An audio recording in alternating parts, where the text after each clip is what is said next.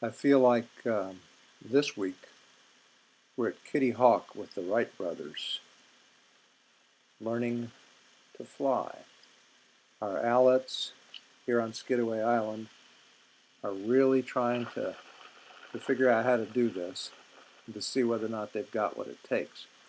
I'm having a hard time now differentiating the oldest one from the youngest one. I think that's the oldest one on the left because it has a little bit less down, but I'm not sure at all.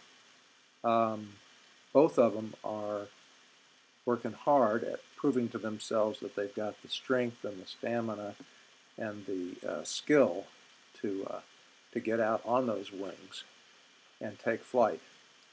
They both instinctively know that just as a human pilot is taught in a small plane, taking off into the wind and landing into the wind allows you to fly at the smallest rate of speed relative to the ground. If you have a 50-knot headwind in a plane that can fly at 50 miles an hour, you can actually get off the ground without actually moving. And that's what these birds are trying to prove to themselves. They've got tremendous claw strength in those and gripping ability in those talons. So even in these big winds that we've been having today, they're in good shape up there.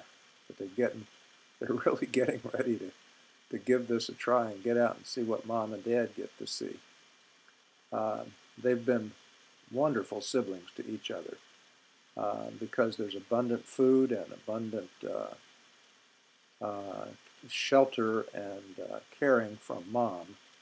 There's been no sibling rivalry, and instead they seem to be best buds, acting as each other's heating pads and warming pads, pillows, for the last month and a half as they've started to grow.